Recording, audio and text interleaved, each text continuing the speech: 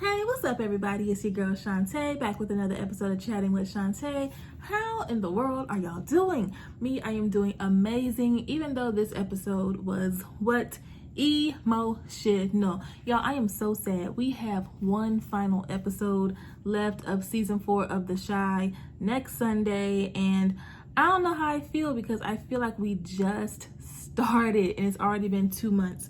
So y'all, this episode was very emotional for different reasons. You know, good heart-to-heart moments, jaw-dropping moments, aw moments, and you know, just a whole lot of different emotions going on. Conversations that needed to be held, and just things that need to be get out in the open. Because listen, so much was bottled up, y'all. But season 4, episode 9, Southside with you. Emotional. So y'all know how I started off with my disclaimer. If you haven't watched the episode already, pause this, go watch it, and then come back, because your girl don't do spoiler free, and I don't want to hear you ruin the episode. Listen, it's been 2 months, all right? Y'all know how I get down. So y'all go ahead and like, comment, subscribe, hit the bell so you get notified when I drop a video, and let's get it, let's go. Y'all know how I do it. We're gonna take it storyline by storyline, character by character, however you want to put it, just so it can flow a little bit easier. So let's start with Kev and Papa. Poor babies. They are going through it with their women, okay, or their ex-women. So it starts off with them singing Jagged Edge, I think.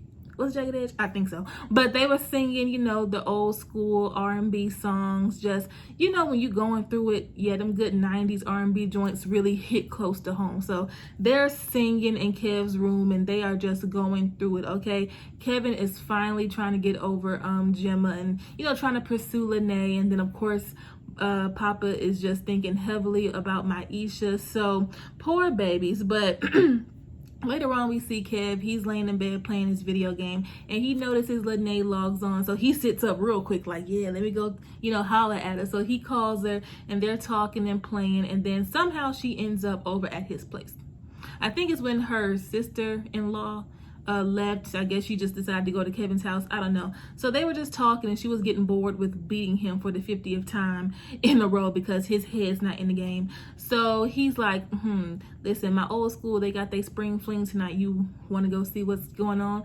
And she's like, so you can go spy on your ex-girlfriend? And he's like, I ain't even worried about that. Okay, I just want to, you know, let's go do something. So they end up going to the spring fling, and he's showing her around the school and things like that. So then she reveals to him that she really doesn't have a solid place to stay, or that's where it kind of seems to be heading, because we know Jamal, after he shot, I found out her name is Cherry, Cherry's brother, you know, he skipped town. Lene, I don't think she knows that. She just said that he had to leave town, and then with her sister-in-law being gone all the time and stuff like that, doesn't really seem to be looking too good. So he brings her back to his room, you know, his house, and he offers her the bed, and he sleeps on the floor. And she's seeing a different, not a different side, but she's really starting to see him differently, I should say. So she actually gets on the floor, kisses his cheek, and thanks him for everything, and they go to sleep. That was the cutest thing in the history of the world. That was just so cute.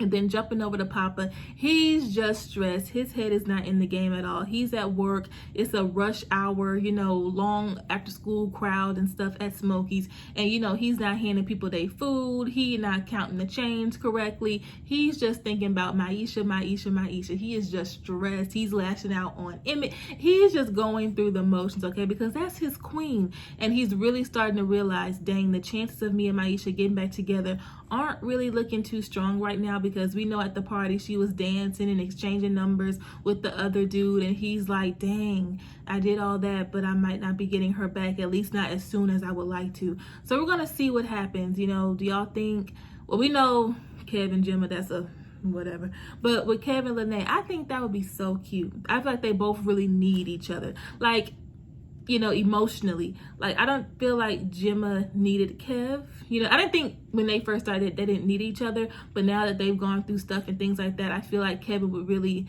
you know, benefit well being with someone and establishing a relationship with someone who's also going through things, and they can really be there for each other. So we're gonna see how that goes with them. And with Papa and Maisha, I mean, What y'all think? Listen, some people mad that my good sis Maisha is getting her shine and her recognition. Listen, y'all ain't had no problem when she was a little chubby friend who wasn't getting no attention, or when she was playing the background to Papa's pulpit and stuff like that. But now that she's on magazines and she's being fly and, you know, building up her confidence, oh, all of a sudden she doing too much. Hush, y'all just mad. So let's get to Emmett real quick. So we all know what the bomb he dropped on Tiff. Listen, if you still want to do this open marriage thing, then I don't want to be married to you. So somehow, some way, he made his way over to the mother of his oldest child, Shay. So we've seen them communicate before, you know, last season, things like that. The other baby mother, I don't even know her name. We saw her that one time when they all three was together while he was trying to rearrange or arrange payment plans with the child support. But the other child and the other baby's mother, I have no idea what her name is or who she is. Sorry. But Shay, we've seen her a few times. So she's basically telling him, listen, dog, I know you. I know your track record. Whenever you always messing up and lying and stuff like that, but then when you want to get on a straight and narrow, it'd be a little bit too late, okay?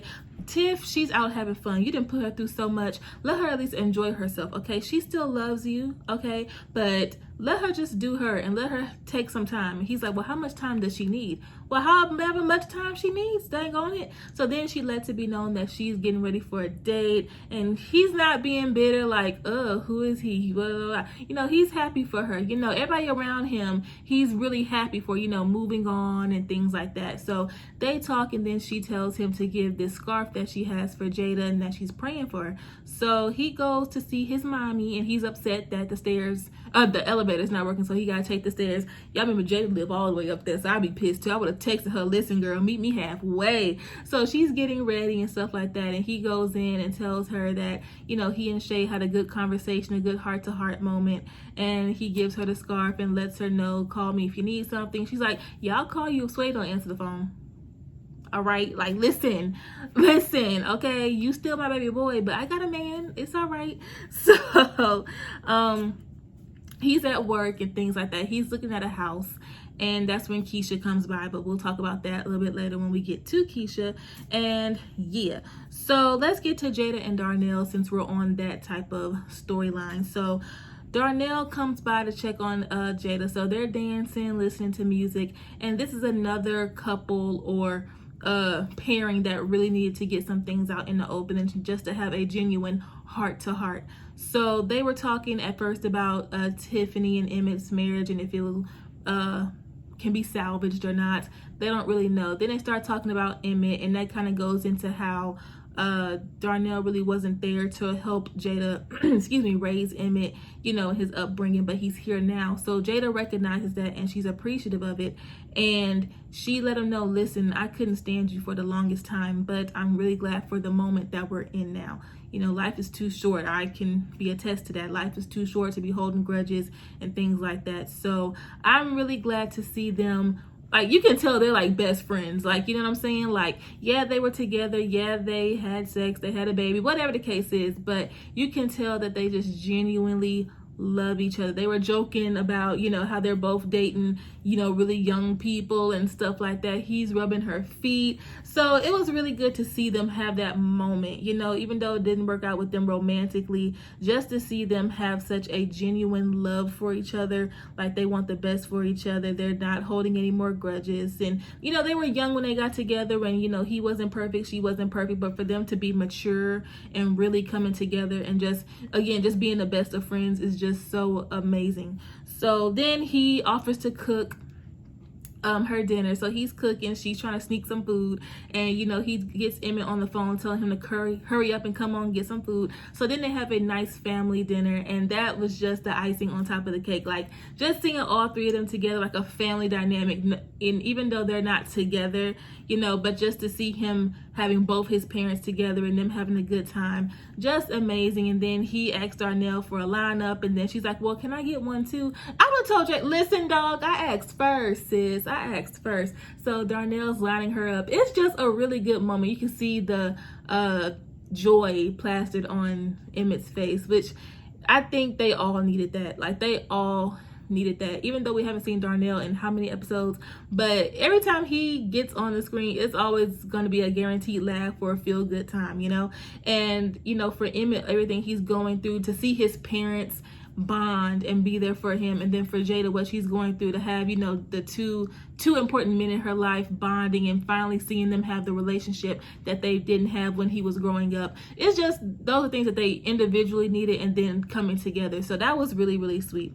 So let's get to Jake and Gemma. I was so upset with myself for liking this. I was so upset with myself for liking this little dance, and I was so mad because they are snakes. They are backstabbers. You know, I was not supposed to like this, but honey, so she's talking his ear off. Okay, I got to write my paper, then I got to do this, then I got to order my daddy's birthday gift, blah, blah, blah. He's not listening to her at all. So she peeps that he's not listening, and she's like, Jake, what did I just say? And he's like, huh? What did I just say? You mean just now when you was talking? See, what had happened was beep, beep. Listen, saved by the honk, okay? So Trig throws him the keys to the Jeep, and Jake's excited. He's like, you letting me get the Jeep, whatever? And he's like, pump your brakes, little bro. I'm just letting you borrow it so you can take Gemma to the dance. That's it. So he pulls up on Kev and Papa while they're out in the back way of Smokey's, I think. And he's telling them, yeah, Trig gave me the keys to the car so I can take Gemma to the dance. And you know, he said, take Gemma to the dance. It's like, ooh, you know. Ooh, I think I gotta sneeze. Hold on.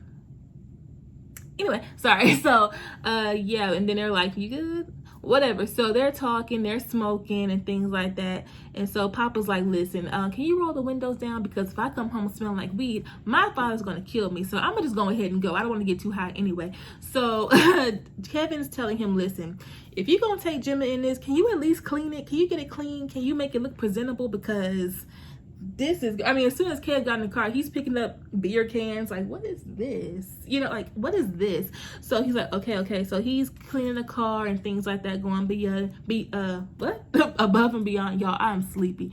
So then we see Gemma. She's having dinner with Marcus, you know, her father, and he's not impressed with her SAT scores. He's like, listen, if you want to get into an Ivy League school, you're going to have to buckle down and concentrate. And she's like, don't really know if I want to go to an Ivy League school anymore. You know, he's like, well, that's all you've talked about your entire life. Like, what's changed? And she's like, listen, I'm growing up. My perspective and my outlook on things are changing. So he's blaming that on Jake. He's like, the company you're keeping, you know, you need to be careful because sometimes it can be a bad influence, you know, it's influencing the way you're thinking about your future and your career and school. And she's like, watch the company I keep. I could say the same thing. So for the longest time, you know, we never really knew, you know, the question of where's Gemma's mother, you know, that's always been raised since last year or last season. And we find out that Marcus actually got full custody of Gemma.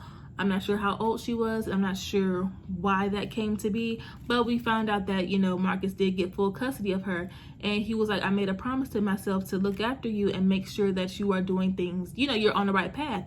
And she's like, yeah, you have, but listen, don't think that if I don't get into an Ivy League school, if I don't get this high profile job, that you didn't do your job as a parent.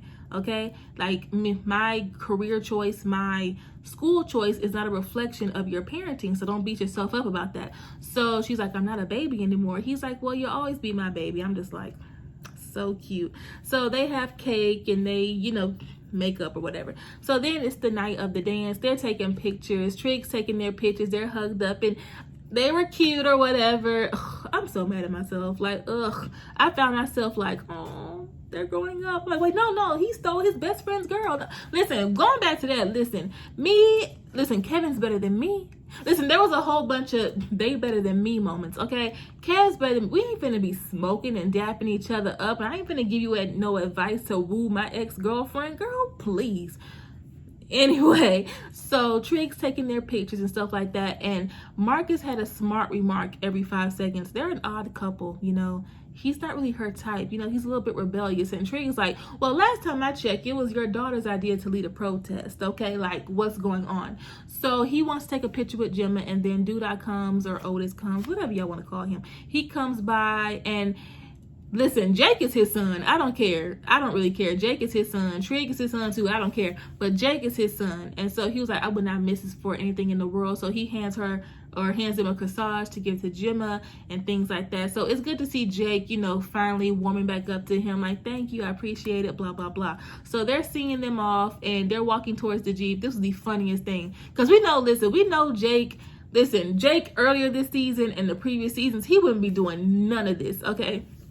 So they're all three watching them about to leave, and they're walking towards the Jeep, and dude, I was like, young man. And Trig's like, wait, let him do it. He got it. So he opens up Gemma's car door and stuff like that, or side of the car door, and she's like, oh, it smells good up in here. So then, you know, he gets in the car and Mark's like, be careful with my baby girl, young man. Trig is like, y'all gonna get off my brother, okay? He got this. So they get to the dance, they're having a good time, and then he realizes that he left his backpack, which that wouldn't be a big deal if it didn't have weed in it. Now we know Marcus is not a big fan of Jake's, you know, image wise and street wise. He's not really here for it. So any evidence that he can use against Jake to keep him from seeing his daughter, he will use it. So finding weed in his backpack, yeah. So they leave, and she asks him to go get the bag, and well, we know what happened. He saw something that he probably shouldn't have seen, and that's putting him in a very complicated and compromising position because, you know, the man who is laying there damn near lifeless is the father of his girlfriend, and it's like at the hands of his guardians, okay, his older brother, and I'm gonna just call Duda his daddy, but Duda and Trig, you know, them being the two in there while this happened. It's like, do you tell your girlfriend what's going on? Do you not want to scare her? Because she was in there contouring, she was touching up her makeup, not knowing nothing. She said, oh, he was asleep, huh? Well, you could say that. So I don't know if they got themselves a hotel room or if they're back at his place. I don't really know. But they're in a room and she's trying to, you know, talk to him and stuff. You can tell he's just zoned out. He's just out of it. She's trying to snap him back to reality and stuff like that. And she's like, I'm cool. And he just holds her. And I was like, oh my goodness. Like, that is such a compromising, like such a shitty place to be in. Let's just call it what it is. So I'm not sure if she'll end up finding out. Well, obviously she's going to have to find out what happened, but is it going to be because Jake tells her, or I don't know. So we're going to see. And if she does find out that he knew, because obviously he saw it and she knows that he went in there, will she be mad at him for not saying anything that right there in that moment? Or I don't know how that's going to play out, y'all, but honey. Okay, so Emmett, so he's at Shay's house, like I said earlier, and oh wait, sorry y'all, I didn't put the, y'all, when I tell you I'm sleepy, I was like, didn't I just talk about Emmett? My bad, y'all. Okay, so Duda, Trig, and Marcus, that's what I meant. Let's just keep it in that storyline. So Duda is in his office with Trig, and he's basically reflecting on his life, like, listen, I almost lost my life up there, and you know, I realized I don't really have that much of a family life, and I would like for you to think of me as part of your family. I mean, I've done so much for you and Jake, and Trig acknowledges that. He's like, yeah, I know. And he's like, I think Jake would benefit a great deal if you and I were both in his life. So Trig is like, yeah, I guess, whatever. So then Marcus comes storming in, as he usually does, and he's holding up the newspaper, and he's like, have you seen this? We lost the bid to the Olympics. And Duda's like, okay, anyway, like, Duda does not care. He has made it known several times that he does not care about the Olympics. This whole getting the Olympics to Chicago thing has been Marcus's whole agenda this entire season, not Duda's. So Marcus is pissed that Duda is not pissed enough, okay? So he's like, listen, if Camille were right here, then she would have had my back, okay? You're the reason why you're in this mayoral office or whatever. So basically Duda's like, listen, nigga, get out of my office. So Marcus storms out, and then Trig runs after him, and he's basically trying to plead with him, like, listen, don't give up on him just yet. He's gone through too much, and especially since Rose has left. I'm just like, Rose left? How are we just gonna slide that in the conversation? Like, what? Because I was like, where's my good sis Candy? She's been missing for a good, it is episode 9, 4 episodes at least, you know, if I'm counting correctly. But she's been gone for a minute. Yeah, she's been gone for a good minute. So where is Rose at? Like, when you say left, like, she's down the street, or she served him divorce papers and she skipped town. Like, what do you mean left? Okay, but he's basically telling Marcus, listen, he's kind of by himself and he still needs people around him, so please just don't give up on him, basically. And Marcus ain't trying to hear all that. He's like, listen, dog, you all up in his face trying to kiss his butt. He ain't nothing but a gangster in a suit, all right? He means you know well. You trying to protect the community from bad people. Well, that's the bad person right there, so watch your back. So Trig's like, whatever. So he goes back in there to talk to Doodah, and he's like, listen, you've already pissed off the public. You've pissed off the police. You've pissed off other people. Do you really think you can afford to piss off people who are on your team? You really need to, be cool with them. So he's like, it'll blow over, whatever. So then he asks about Jake, and Trig tells him that Jake is taking Gemma to the dance. And he's like, ain't that Kevin's girl? And he's like, not no more. And they start laughing. I was like, well, I'll be dog. Oh, honey. So what happened? I'm sorry, y'all. I'm trying to get my life together. Oh, yeah. So after the kids leave to go to the dance, Trig is outside. He's texting, and that leaves Doodah and Marcus. So Doodah's basically like, listen, dog, I know what your agenda is. I know you're trying to take me down, all right? And Marcus is like, I mean, if I can't take you down, all I gotta do is get Rose to go public about you and Tracy. I mean, it's a lot of things I can use against you. So they start exchanging more words, and Doodah says something about Gemma, about her sleeping around town. And listen, you ain't gonna disrespect Marcus's baby girl, especially not in his house. So he punches Doodah like, you ain't gonna disrespect my daughter, okay, in my house, and that's disrespecting me in my house. Keep my daughter's name out your mouth. It was deserved. You ain't gonna talk about my baby when she ain't here. Even if she was here, you ain't gonna be talking about it. So then that's when Doodah proceeds to take his cane and bust him upside the head, just hitting him over and over and over and over and over. So Trig finally runs up in there, and he's like, well, sir, what the hell is going on? So do you think Doodah gives a damn? He don't. Okay, he's sitting there wiping the blood off his cane. And listen, this animosity, we saw it coming. Okay, we saw this big blowout coming one way or another, because when Doodah got shot, before we found out who it was, we were like, okay, Marcus, listen now, because listen, Marcus feels like he hasn't gotten his just due from Doodah for getting him in that position. And Doodah's all about himself. He's like, I could have gotten this position by myself. All right, you ain't nobody. Remember who's in charge, okay? So we've been seeing their little heated exchanges and their, heated moments, all right? And so leading up to something big happening between them, a fight, a brawl, a shootout, something. So this was the time, okay? All this animosity had to be let out. So he just whips him down, like just beats the mess out of him, letting him lay there lifeless, okay, on his own rug. And so Trig is like, what is going on? Like, we got to call the ambulance, the hospital, the police, somebody. So he's still breathing, like, let's do it. And Trig is like, Doodah is like, let him die. And Trig is like, that's not really the option I had in mind, sir. Like, we can't just let him die. Trig really wants to call the police and things like that. I mean, he's like, he has a daughter. I mean, they can come back any moment. Like, what's going on?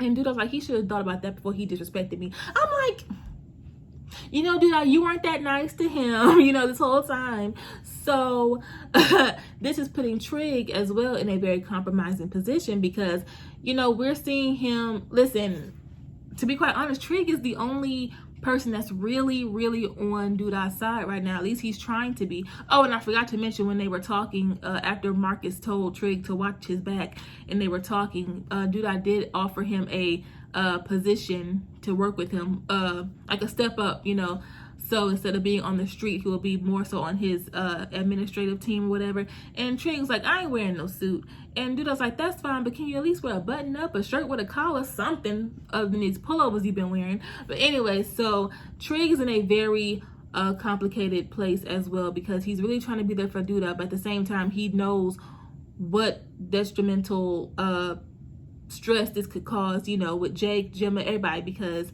if something were to happen to Marcus. So I'm not sure if Marcus is alive. He didn't look well. And then we saw, of course, Jake come in to get his bag, and just a big blow up. So we're gonna see, what happens. But I think in the preview, we see finally Rashad and Trig, they're talking. So I guess he tells Rashad what happened.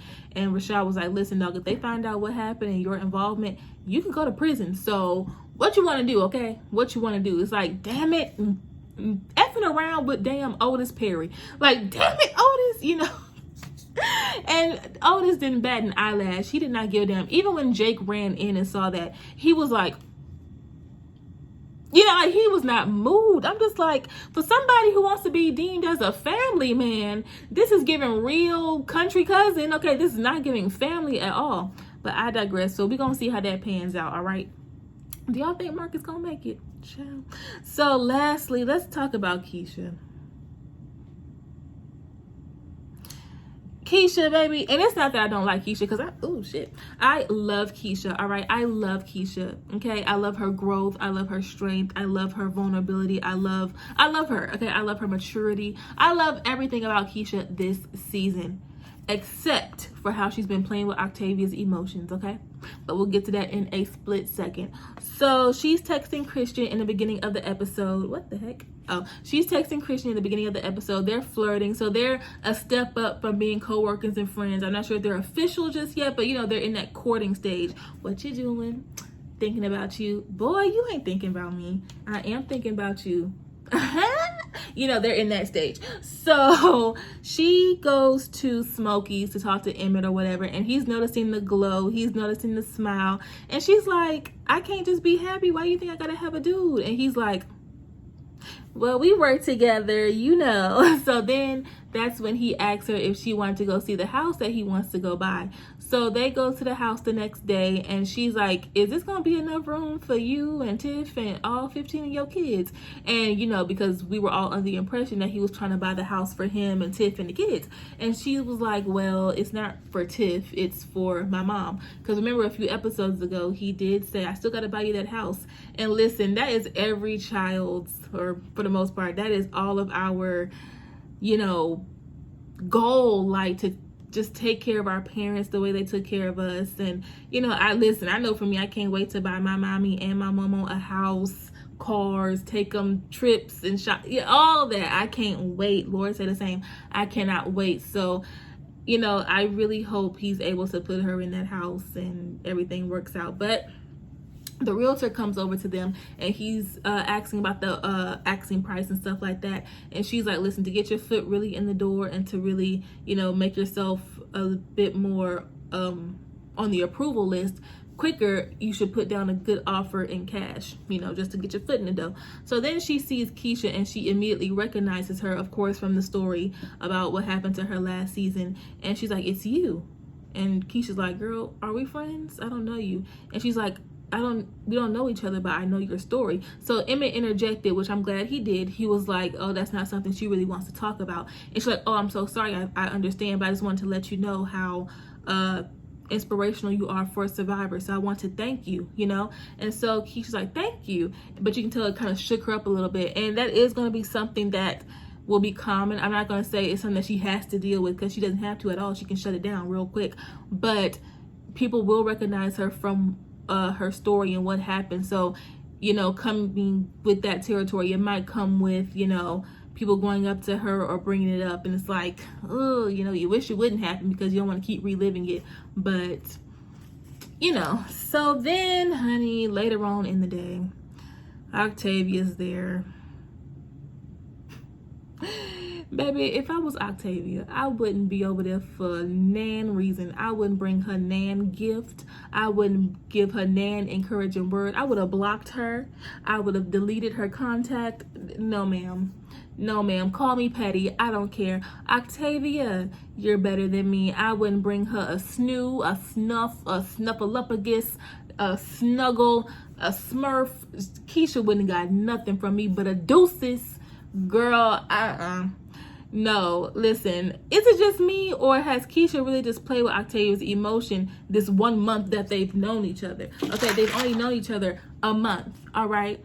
Like, girl, don't say I'm not the perfect person because I'm not going to give your child a 2-parent household because I'm getting a divorce. Then coming to my office after I done fell back and left you alone. You want to come to my office, getting me out of a meeting, asking me what kind of a building you would be. Girl, I don't know you. I wouldn't know. And then I had to rush you to the hospital in my car using my gas. And then the doctor wanted to induce labor, and your mama was about to, but then I had to pump both their brakes and advocate for you. Because if they would have had it their way, who knows what would have happened, right? So then you want to say, you're the one, you're the perfect person to get my baby. And then once I get the baby, I'm running around town, getting stuff for the water birth and things like that. I barely held the baby for 2 seconds before you told your mama you want the baby back. And then you took the baby back. Baby, Octavia's better than me. I ain't gonna lie to you though, Octavia did look pissed the first few moments. Like that first half of the encounter, she was real short. Hey, how you doing? I'm all right. Well, thank you for bringing, the stuff. You're welcome. Like, girl, well, I wouldn't have brought her nothing. And then when Keisha slipped up and said, oh, I'm sorry I didn't bring Ronnie down here. I like that name. She grabbed her Birkin bag so quick, and Keisha like, I'm sorry. It's okay. Like, she was ready to get out of Dodge, honey. Octavia was ready to skip on up out of there, which she had the right. Okay, you ain't got to be nice to Keisha. Listen, you ain't got to be nice to her because she wasn't nice to you. She played with your emotions this entire time. You're not perfect. Then you're the perfect person. Then I get the baby back. Girl, please. Knowing that you went through failed adoption processes, knowing you've gone through miscarriages, girl, get out my face. I would have told Keisha to kiss. Anyway. Call me immature, call me petty. I don't care, all right? That's enough to make a woman go crazy. And we have 1 episode left, and I just still want Octavia to be crazy. It was like every line I got mad. Line after line. So what are your goals? I don't care what her goals are, okay? Just because someone put you on a pedestal doesn't mean you have to be there, okay? I'm always going to be here to give you love and light. You want to know what I think about the light? That's the light I would have gave Keisha. Girl. Like, Octavia is better than me. And then she was like, so you wanted to go to school, huh? But when you have the time and when you're ready, come to my office and you can fill out some application. She ain't got to come to your office, sis. She got a computer up in her room. She know what to do. Shit. It wouldn't have been me. You gonna play with my emotions about this baby. Oh, Octavia, snatch the baby, please. And on that note, I'm done because I'm getting more upset. But I'm just saying, if Octavia were upset, okay, it low-key looked like she was. But let's say Octavia was just cussing and she was upset. Don't y'all think sis has a right to be? She's known Keisha a month, and she's put her through so much stress, more stress than her ex-husband. Like, at least with the ex-husband, we only saw him for 1 episode or whatever. Keisha just didn't put our sis through too much. But whatever. That's on Octavia because she's still being nice to her. I would have returned all them gifts. Because I know she ain't bought them gifts for Keisha. She bought them gifts for herself. And then Keisha decided last minute she want her baby back, and now she's like, well, I figured you would get more use out of them than me. Baby. And then Keisha had the nerve to hand Octavia an envelope with a picture of her holding the baby as if that was going to make her jump for joy. Girl, if I was Octavia, I would have had some baby, Octavia's better than me. Oh, honey, I'm here to give you love and light. Here's love. Here's light. Who you want to meet first? Listen, baby, Octavia, you're better than me, okay? You're better than me. And on that note, that was the episode, y'all. Tell me what y'all thought about this episode, okay? Do y'all think Marcus gonna make it? Do y'all think Octavia should be pissed? Do y'all see Maisha and Papa, getting back together? Do y'all see Lene and Kevin, pursuing a little something? And, with this whole Marcus and Dudai situation, where does that leave Jake? Where does that leave Trig and their compromising positions? What's going on? How do y'all think this season finale is gonna happen, honey? Because it's gonna end on a banger, all right? It's gonna end on a banger. But I hope y'all enjoyed the recap. I hope y'all enjoyed the episode, and I will catch y'all on the next one. I love y'all. Bye.